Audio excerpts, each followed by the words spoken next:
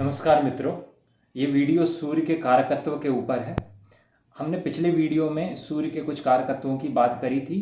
आप उस वीडियो को डिस्क्रिप्शन में जाके देख सकते हैं।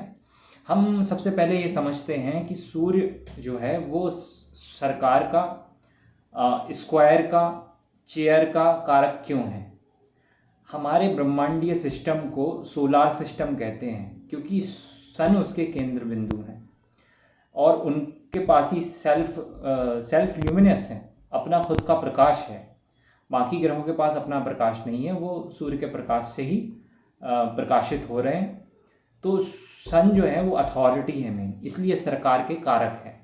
दूसरी बात, चेयर भी एक अथॉरिटी की सिंबल है, तो इसलिए सूर्य उसके भी कारक है। अब सवाल है स्क्वायर। हमारे जितने भी विद्वान, चाहे ऋषि हों चाहे नए युग में जो आचार्यगण हैं, उन्होंने अगर किसी चीज़ को बताया तो हमें उसमें सोचना होगा कि वो क्यों बताया, तो हम बाकी कारक भी आसानी से समझ लेंगे या पकड़ लेंगे, अपने हिसाब से उनको कनेक्ट करेंगे। स्क्वायर एक संतुलन का प्रतीक है, समझ रहे हैं। अगर कोई घर भी होता तो रेक्टेंगुलर है, लेकिन स्क्वायर में एक संतुलन आ गया। और राम का जीवन अगर आप देखें, जो सूर्य अवतार हैं, एक संतुलित जीवन है उनका। धर्म हर जगह है वहाँ पर, पालन पूरे संतुलन के साथ है। इसलिए सन ही स्क्वायर से भी रिलेटेड है। यंत्रों में इस चीज़ का ध्यान रखा जाता है। अब हम बात करते हैं, राइट आई आपके सूर्य से संबंधित है। इसके साथ ही आपका जो सोशल स्टेटस है, आपका फेम है, क्योंकि फेम यानी चमक एक आपकी पर्सनालिटी की। तो सूरज से ज़्यादा फेम किसका होगा? वही तो केंद्र बिंदु है ना, ग्रहों के राजा हैं। तो इसलिए फेम हम उससे रिलेटेड देख सकते हैं। सेल्फ ल्यूमिनस है, आपका भी खुद की चमक तभी आएगी जब सूर्य आपके अच्छे होंगे। इसके साथ ही अगर हम देखें तो वीडियो भी, चूँकि फेम दिलाने का सबसे इम्पॉर्टेंट कारक है। अगर आप फ़ोटोज़ का इस्तेमाल, फ़ोटोज़ से उतना ज़्यादा आपको लोकप्रियता नहीं मिल सकती जितनी आपको वीडियोज़ से मिलती है। तो वीडियोज़ भी जो हैं वो सन से संबंधित है। इसके साथ ही अगर हम देखें बॉडी में, तो पूरा स्वास्थ्य जो हो गया, पूरा स्वास्थ्य ही हम सूर्य से, आप सीधे छठवें हाउस, लग्न, इन सब तक ही सीमित नहीं रह सकते। आपको सूर्य को ज़रूर मद्देनज़र रखना होगा। स्वास्थ्य वर्ड मैंने पहले भी बताया था, संस्कृत के हर शब्द में गहरा अर्थ छुपा होता है।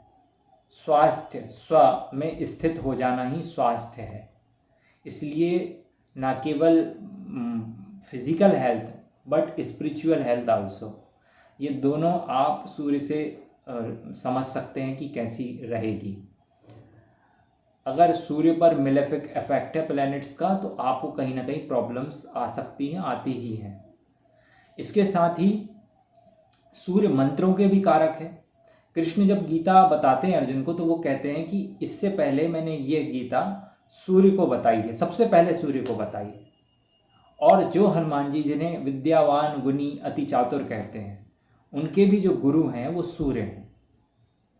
तो सोचिए, विद्यावान हनुमान जी के जो गुरु हैं वो फिर वो क्या होंगे। सूर्य सिद्धांत नाम की किताब है, ज्योतिष की बड़ी महान किताब है।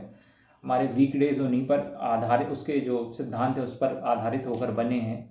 तो जो गणित है ज्योतिष का, उसके भी मूल में वो किताब है सूर्य सिद्धांत।